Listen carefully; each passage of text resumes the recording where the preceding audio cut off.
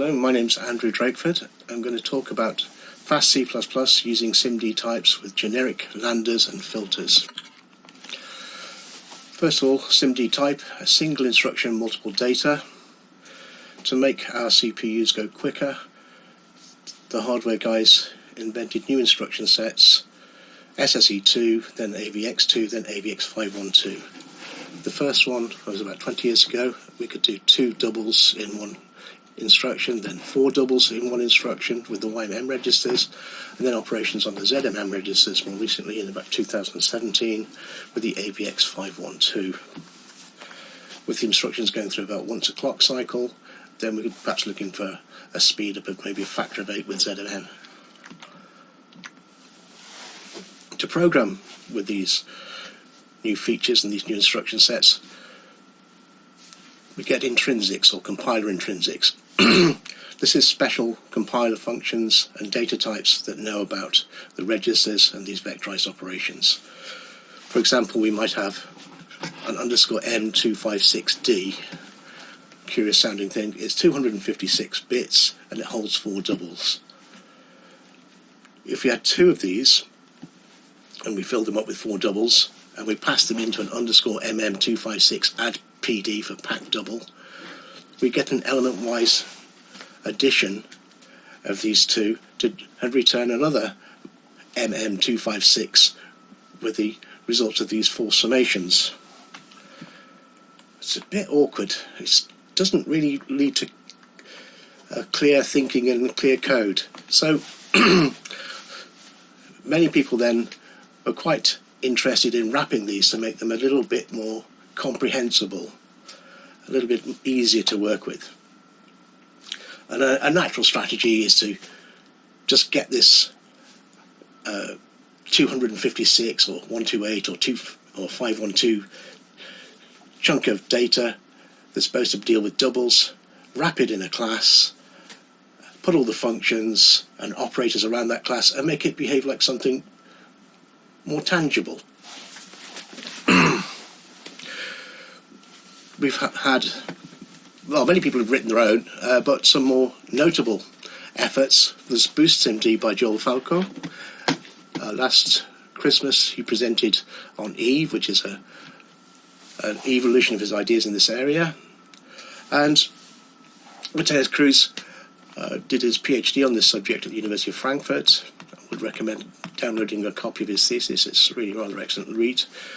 After much hard work, he's managed to get those ideas through the standards committee, and we're now at the stage where we've got a standard experimental SIMD wrapper.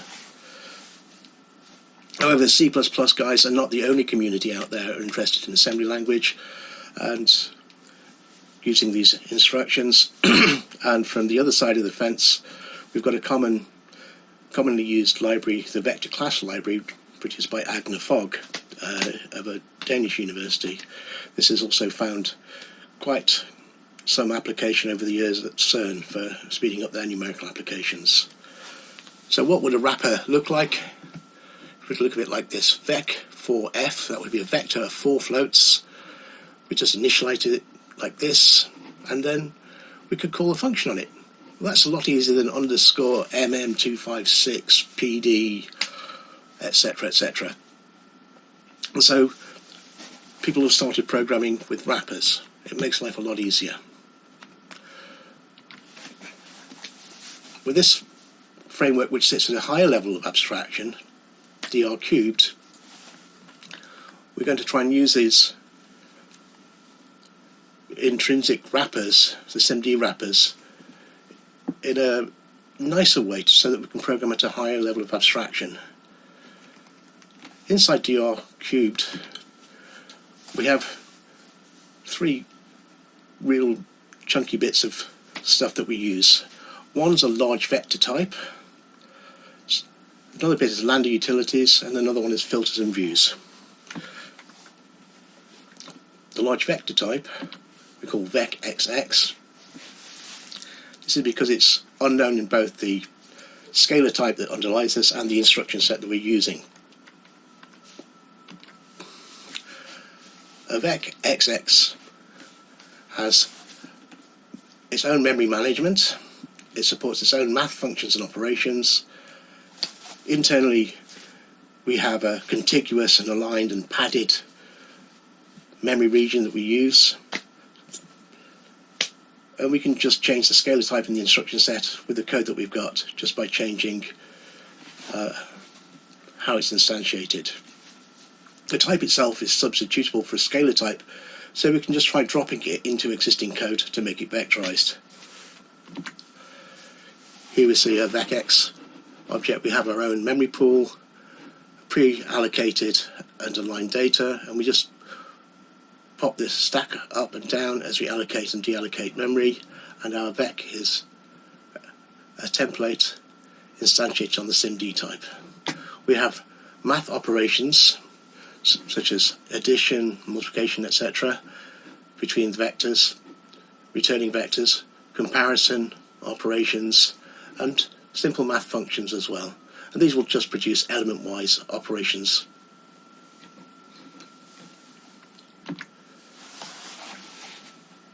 Ordinarily I'd do this next bit live, but to save face and not risk anything too much, I've done a video. What we're going to do is we're going to implement the Black-Scholes equation, but vectorized. We're going to change some stuff. So we have a video here that I'm going to play. In the financial world, the price of a call option, C, is given by the current spot price of an asset and the time for the maturity of the contract, T. The cumulative normal distribution function, N, of D1 multiplied by the current spot minus N of D2 multiplied by the strike discounted to today's value gives the price. D1 is given by this expression here, and D2 by this expression. We're going to vectorize this using the vecx drop-in. What does this look like in code? This is our Black-Scholes implementation, taking the current spot price S, the strike price K, time to maturity T, risk-free rate of return R, and volatility sigma. And this is the implementation of the function. We're going to convert this to our vectorized version. First, the thing to do is to remove any reference to intermediate calculation results using a scalar type.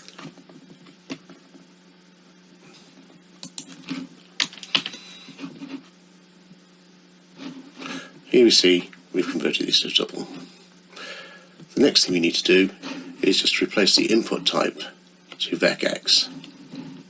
So we're taking this, and this, just putting this as a constant vecx, and we're of course returning a vecx. So we're passing in vectors and returning a vector. And here is our vectorized implementation. Let's relabel it. This is an example of a call option being priced.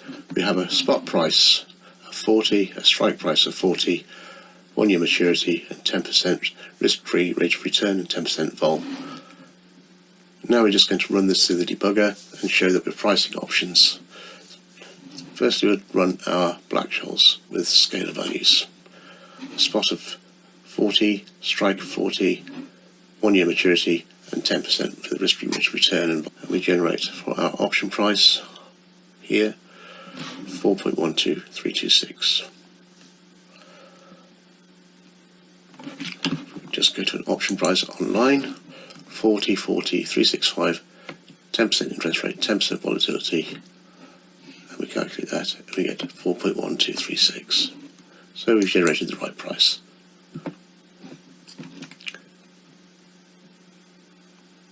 Now let's look at the Black-Scholes vectorized version. It looks like the code above, only we're passing in sig x, which is actually a vector of volatilities. Here we've created a vector of 0 to 100 with iota. We've divided that by 1000 to create a range of 0 to 0.1, and then we've added that on top of our sigmas. So our sigmas will range from 10% to 20% or 19.9%. So our option price here is a whole vector. Let's just copy that into prices vector here. You can see we've got some prices. Let's just inspect that here. Let's see, we've got 4.126 there, roughly at the start, and our last price 5.29455. And so now we're going to look at the Black-Scholes price for this. We can see that we've got our last price 5.29455 is for 19.9% vol. What do we get if we look at the option price calculator? 5.29455. 5.29455. So we've generated quite easily a whole range of prices for a volatility vector input. Just recapping, we can quite easily convert a scalar function to a vectorized function by just popping in our vecx type. Okay, sorry about the sound quality on that. The main thing was to show how quickly we can actually do this and how the transformation is very simple.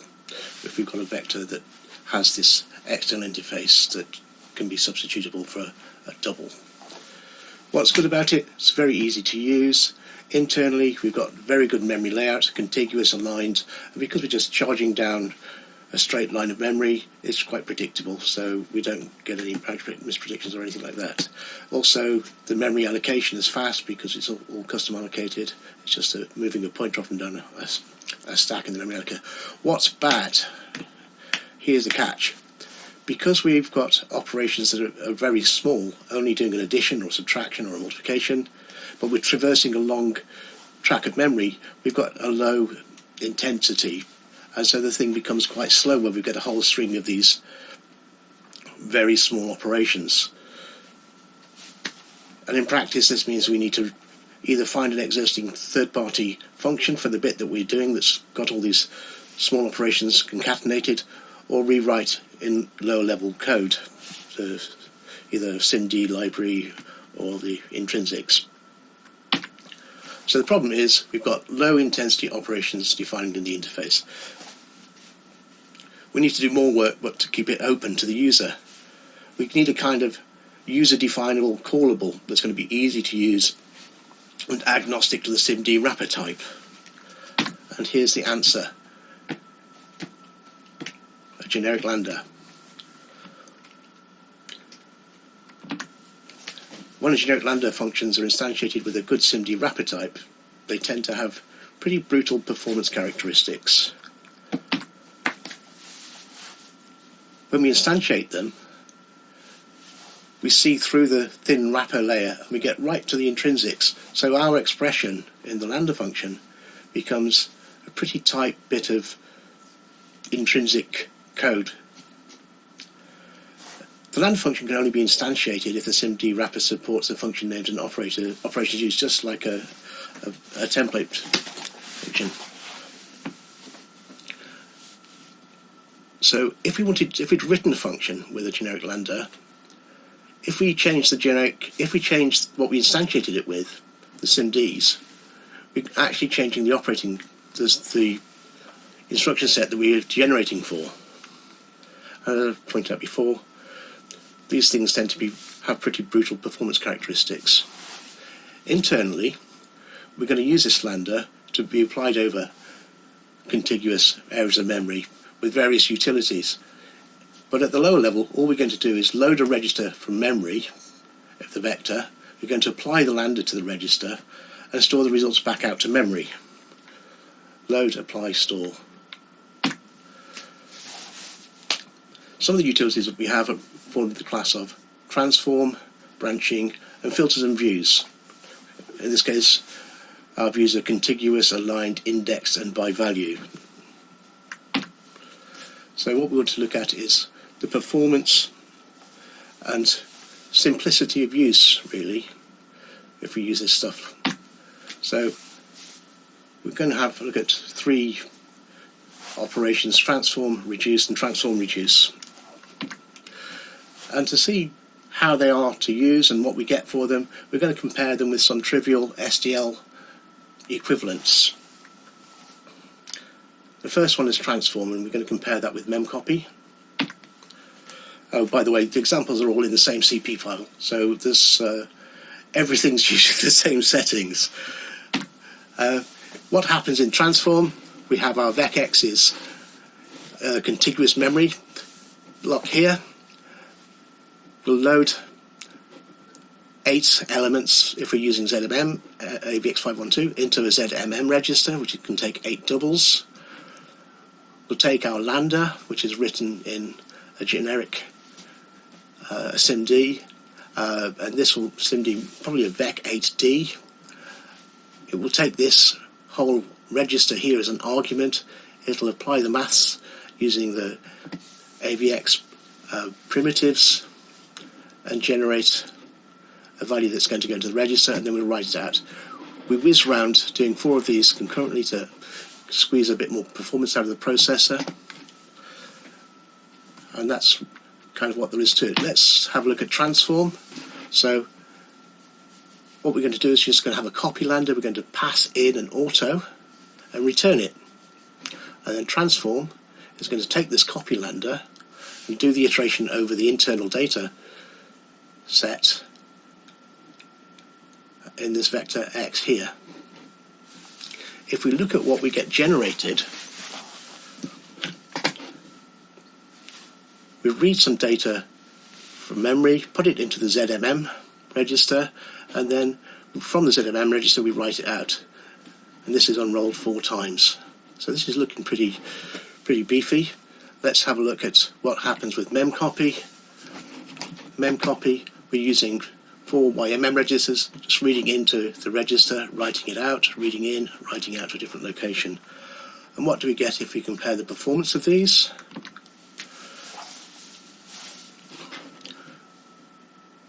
This is in gigabytes per second.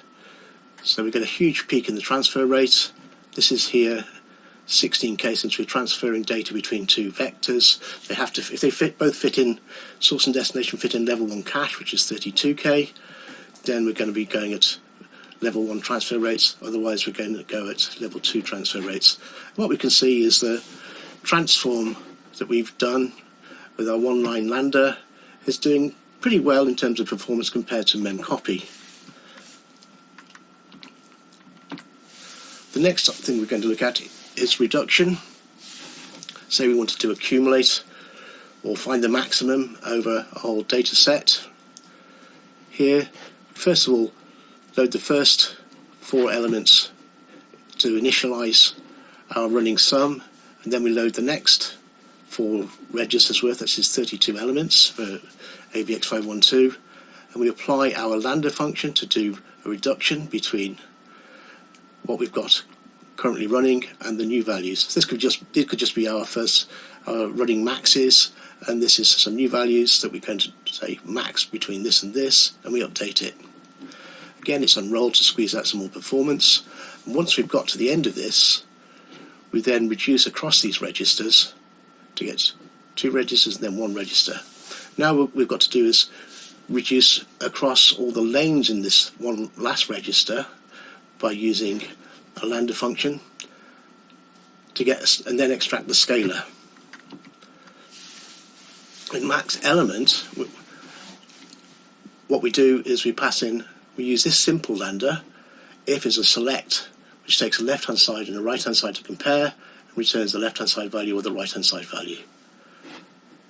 We instantiate this using the SIMD type for vec8d, which corresponds to the ZMM register operations.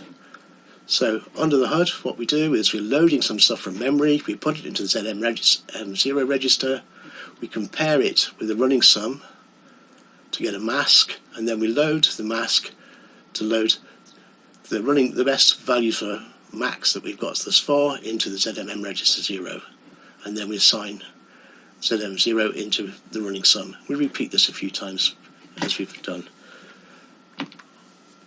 What do we get if we do max element?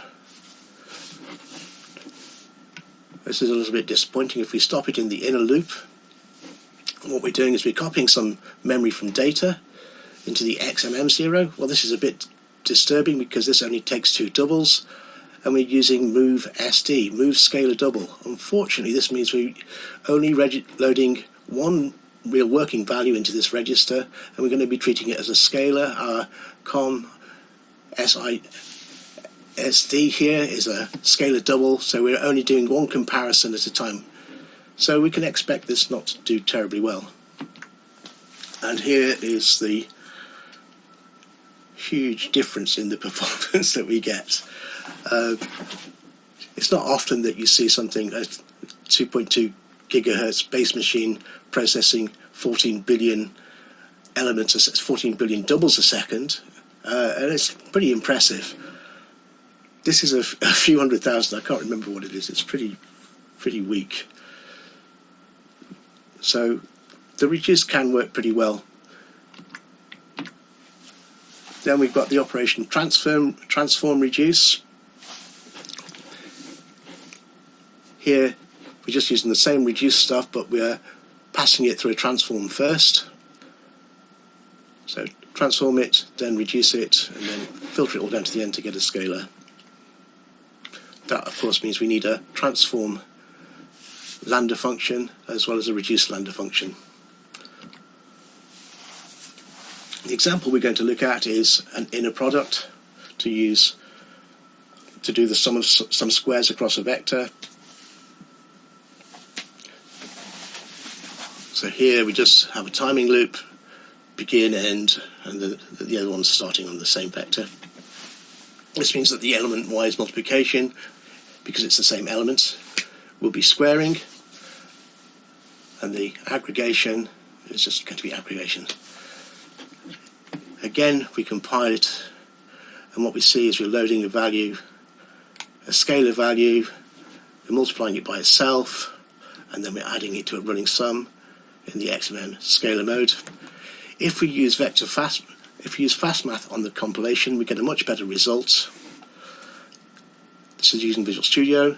Here we're getting a wad of 8 doubles, putting them into a ZMM, and then cunningly we're using a vector fuse multiply add, where this ZMM1 context, all 8 doubles in there, will be multiplied by themselves and then added to ZMM2 in one instruction, and we repeat that here to have a running total of ZMM2 and ZMM1, and these are later aggregated.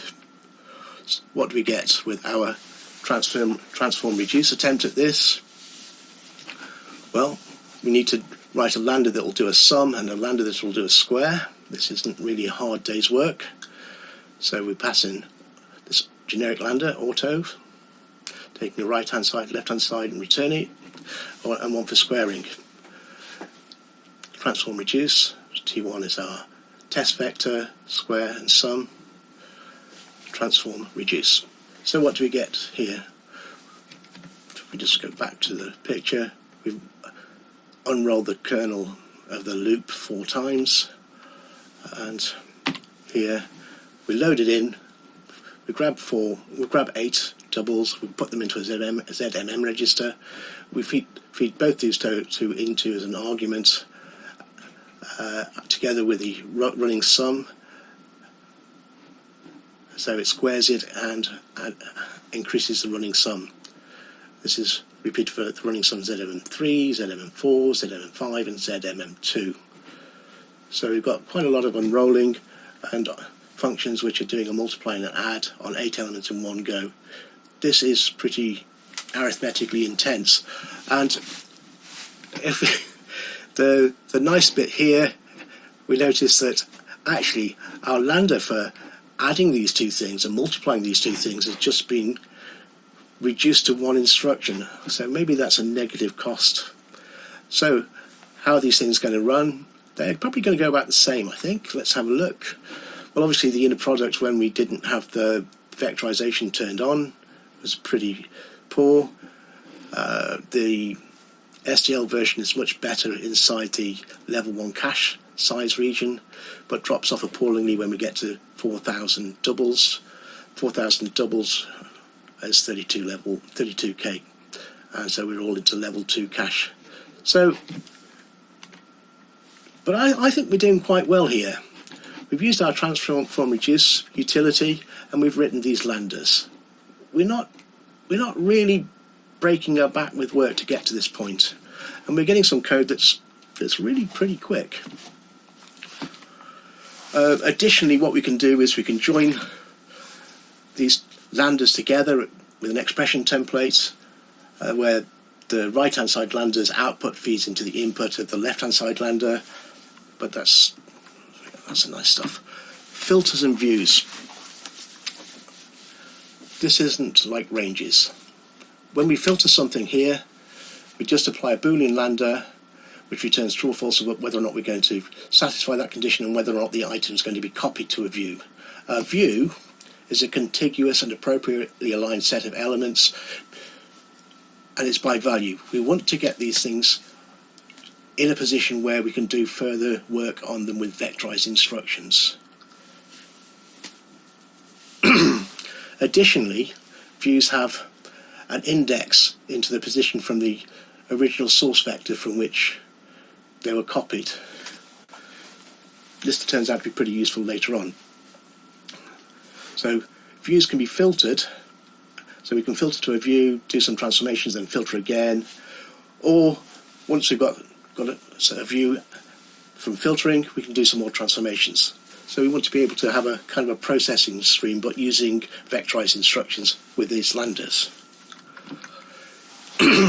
So filtering to a view, imagine that we've got a vector with this contiguous bit of memory that we're working with inside the vector. We load it into a ZMM register. We have our Boolean lambda function. We call transform on it. It applies it and works out which are going to be used for moving. It's actually probably more like a mask.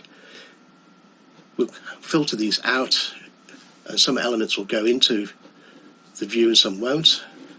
So we're filtering out the values and the indices and appending them so that we still have a contiguous vector of our views, so that we can still do vectorized operations on this. No gaps. So views are contiguous, aligned, indexed, and by value. And inside a view, it's pretty much like a vector, but we've got the additional responsibility of wanting to have an index allocated. Operations on a view are, we can filter, transform, and write back to the same indices that we were filtered, the elements were filtered from. So if we can have a vector view A, filter, a vector, say is an even lambda, and this will just return elements which are even into this view. We can transform this view with, say, a lambda sort of square. This will produce another view B, which has got squared values of even elements, and then we can tell it to write back to the original source vector, overwriting that with those values squared.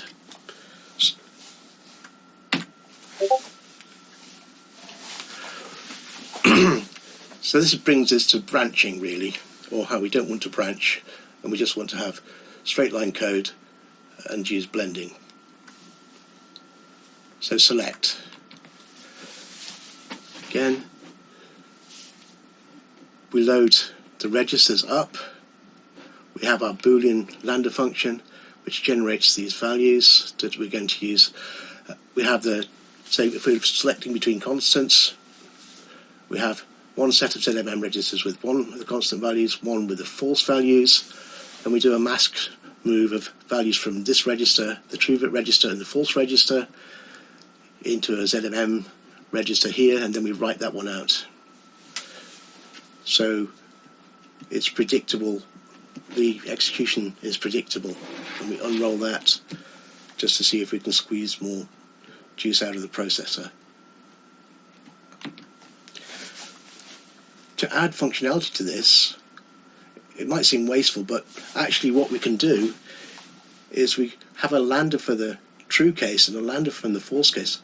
So we load the value into the ZMM register, we used to transform the Boolean transform to get the conditionality for the mask move, and then we evaluate both branches with a true case lambda function and a false case lambda function, and then we blend them and write the answer out. Again, this is branchless, but it does seem wasteful. However, it does work very well.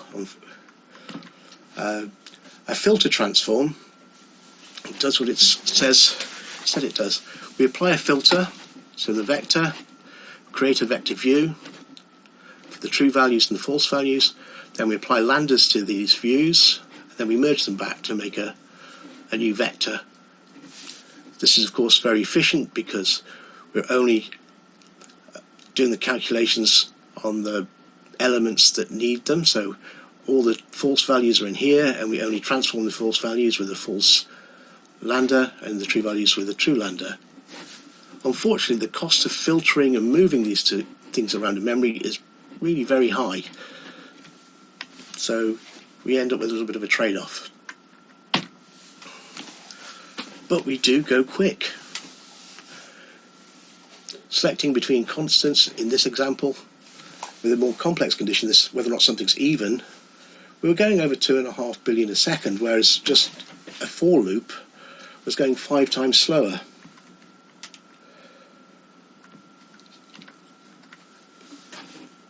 So this was our test here. We tried to see if part of it in this weird lambda, just to pick up half the elements. We want to make sure that we're not favouring one side or the other to stress the test case interestingly. And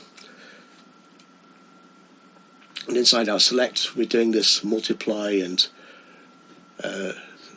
rounding, and our multiply add with a vector fuse multiply add, and a compare, a vectorized compare to produce the mask and do the selection.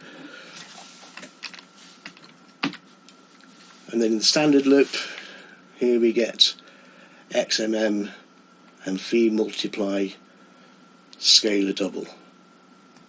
Not good, it's going to be slow. Some more branching examples. The curious question of, with a very simple greater than or equal to conditional, we don't want the time being taken on working out the conditional. We want to see what the effect of having branches with different levels of work on them is. So we can see how fast we progress. So the simplest thing is selecting conditionals, and our selection is just a greater than operation, and such that it'll select half the values. So here we can even go up to nearly 10 billion a second. This is just with this approach of evaluating both sides. The for loop does pretty well whilst it's all still in level 1 cache, 4,000 elements, and it's doing about 1 billion a second. If we make both sides, the true side and the false side of this conditional, a bit heavier, and we are evaluating both of them, as here we're just doing a linear function multiplied by a constant, add a constant. Still, we're getting some bump out of level 1 in our selection process. 4 billion a second here whilst in level 1, and 2 billion whilst out. So this is really pretty quick stuff. We go over to the next slide, and now we're doing some heavyweights or heavier weight stuff. This rational polynomial with this division in there. This slows down the calculations by about an order of magnitude. So now we're doing 400 million a second with the DOF. This is the transform and select. So we work both sides and we blend it together. The for loop's looking quite competitive now. It's only twice as slow. And we've looked at our filter transform as well down here, where we take the effort to filter them to separate areas of memory and transform them and then bring them back. This is really quite slow. It's not doing very much for functions of this level of complexity. So we just add some horrible things onto a function, we exponentiate, we invert, we add trig functions in, and we get to about this point. We're now only doing about 10 million a second of these calculations, and when we slow it down this much, the filter to a view and transform becomes viable. It's quicker. This is quicker than the for loop, and it's just about par with the do work on both sides. However, when things are equiprobable and of equal weight, that's the worst case. So if we have rare conditions that are very expensive, it's probably much better to filter. So we have a branchless approach. We evaluate the lambda for both sides of the branch, blend the results together, and do a mass move. Simple cases, constant, linear, and lightweight polynomials. It's pretty quick, and we have to have some horrible function like this on either side to make filtering worthwhile when we have them occurring with equal probability. What we want to try and do next is to see, can we use these different branches strategies on a real problem? Well, something that was a real problem for me, in this example, the inverse cumulative normal distribution function. This function is important in numerical computation for simulation. It occurs right in the inner loop of your simulation. So ordinarily we would generate numbers in the range 0 to 1, and then we transform them to normal numbers by calling this function time minus 1. The approach is to try and divide the function into different approximation regions and then use the one that matches that input region. So we've got branching in here, and so it's kind of I hope this will be useful for people wanting to try and write their own special functions that are vectorized and quick. Here we are again, the inverse cumulative normal distribution function, range 0 to 1. In this central region here, it's quasi-linear, and here it's got some horrific convexities. So it's not surprising that people break these regions out. We're going to consider two cases. One, the Acklem approach. This is a 6th-order rational polynomial. It's accurate to about 10 digits. And the other one, the Ashura 241. This is accurate to 16 digits and uses an 8th-order polynomial. And it's got an extra couple of regions. We'll move into this. This is Acklem's. Here, the central approximation. And here, about 2.5% on the 0 end, and about 2.5% off the 1 end. We use a different lambda or a different function. The Ashura, 7.5% low end, 7.5% off the high end, and 0 to 10 to the minus 11, we've got an extreme end on 0, and 1 minus 10 to the minus 11 is the other end of this approximation. This doesn't get called much. We're going to look at a couple of approaches. Firstly, we're going to try a single pass. Then we're going to try another strategy, which is a sparse update. We'll go multiple passes, trying to avoid complex branching. Then we'll try the filter to views, and then a refined version of that, the transform filter and transform right. Here's the complex single pass. We whiz down, calculating everything from the central region, as if that's always true.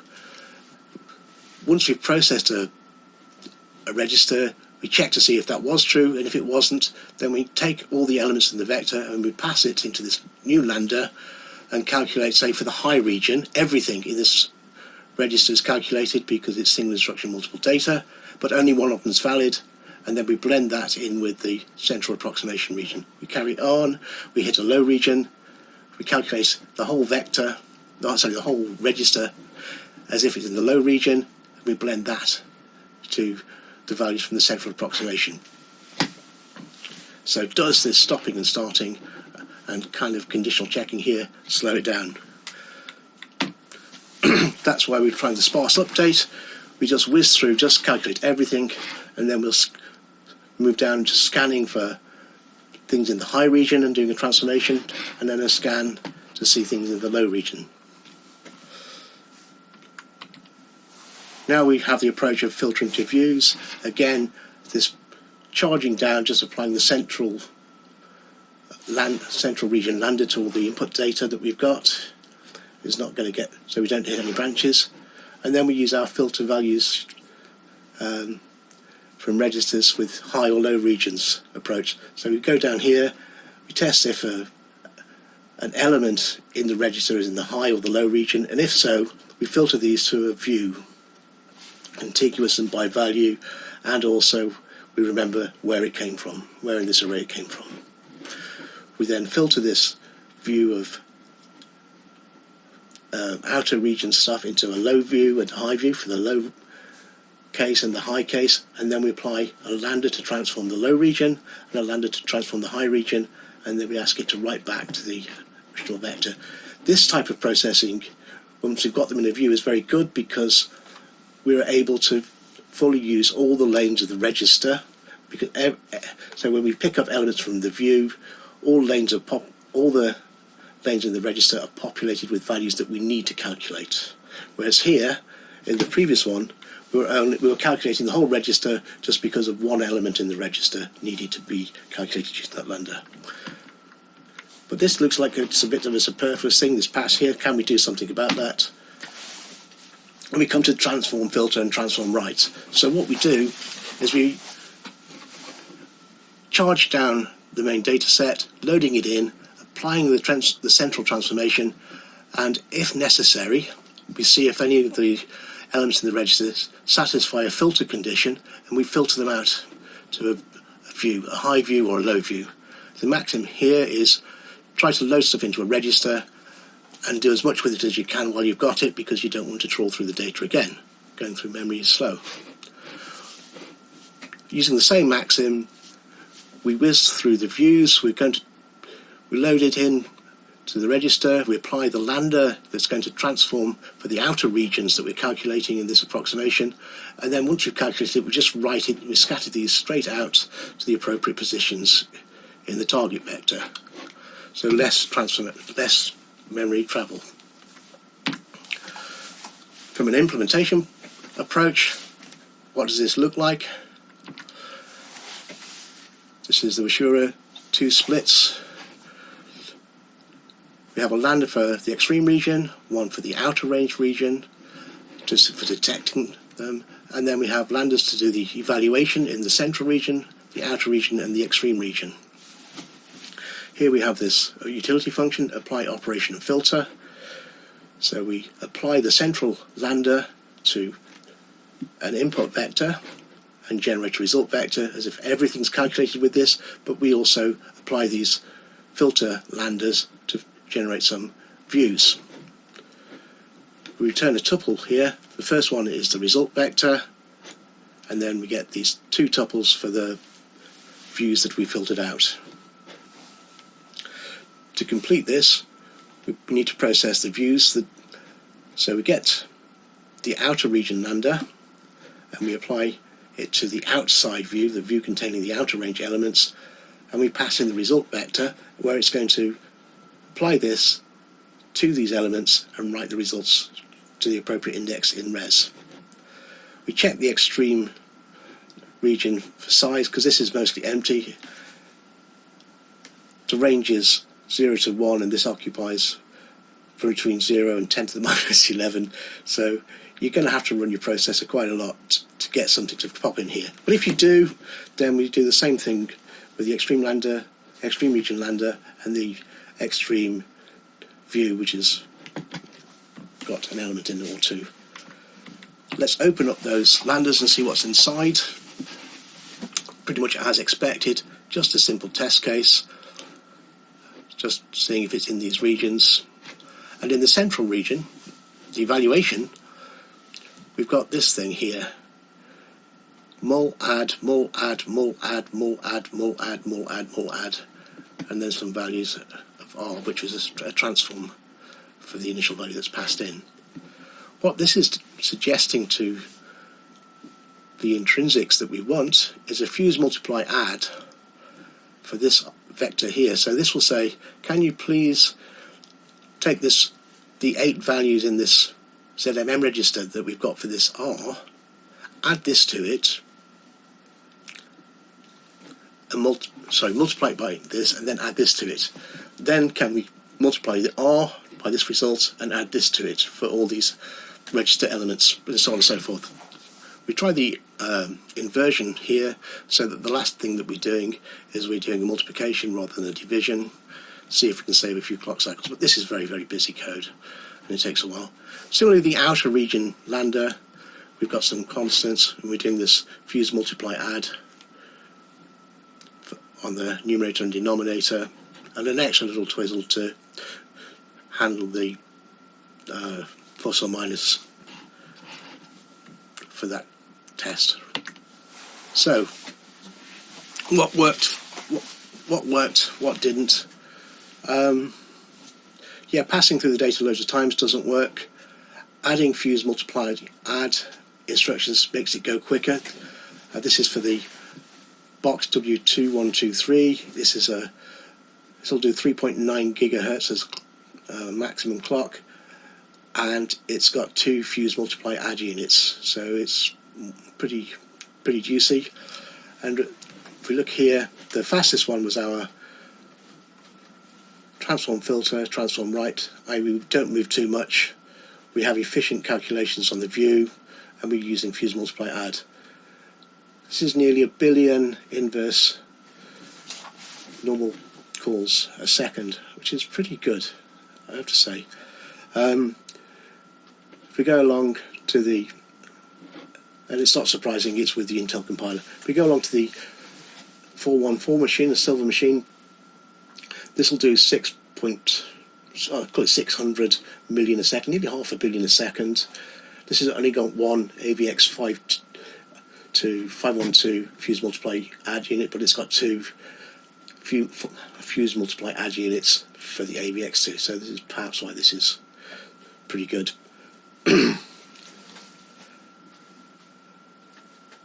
We repeat this. We want to try and now compare this with what Intel have got and a base level. So we look at the 16-digit transform filter, transform right approach using the WS241, and we get 600 million a second, which is pretty good for 16 digits.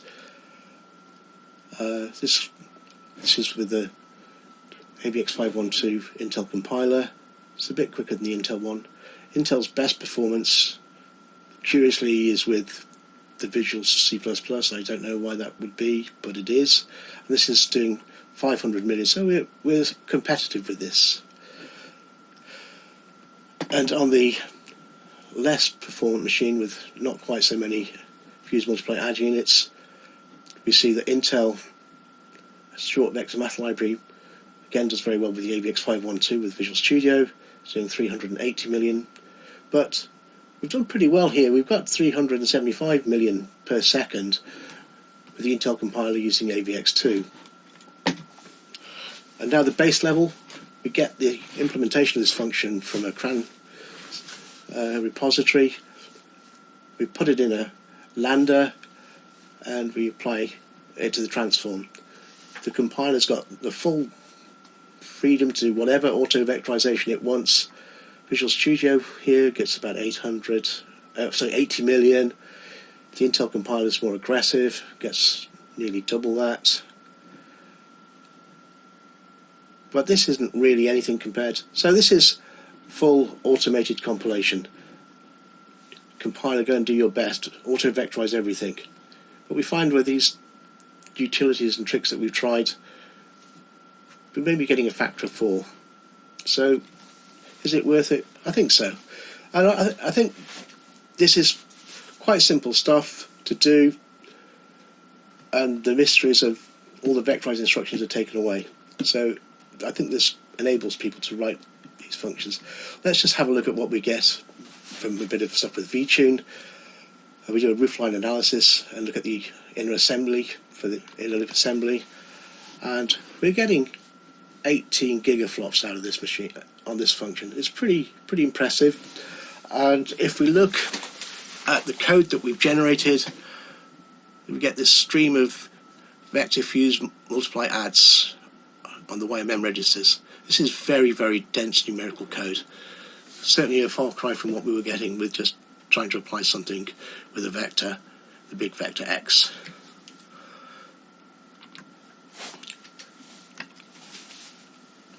is the outer region. It's not as efficient, and we have these square roots in here. I don't know where the log's gone.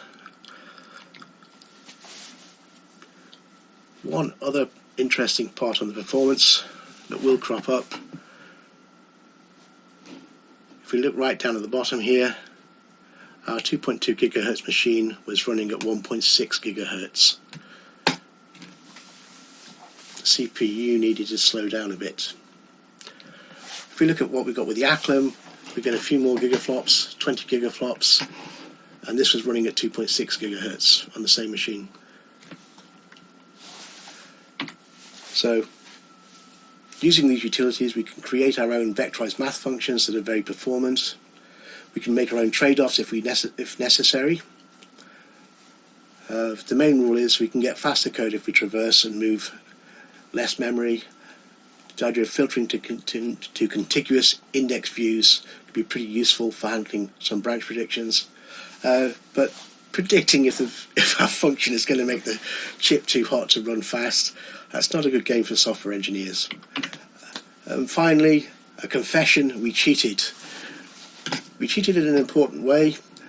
The Intel short vector math library takes a 512 and returns a 512. We take a vector of arbitrary length and we structure our calculations and evaluations. The act of selecting a direction to vectorize is important, and so choosing what we vectorize and how we vectorize is going to make things much better. Not just an auto vectorization. And with that, thank you very much. Let's have a look at the Q&A. How does the library feel in relationship to other high-performance libraries? I've not compared it with anything else. The only thing I've looked at was the Intel short vector math library.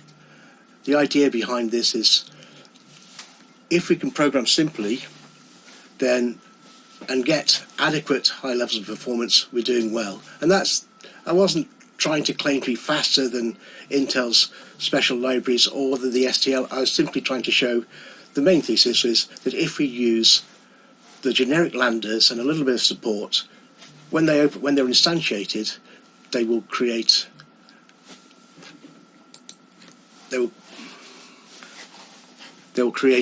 very dense code.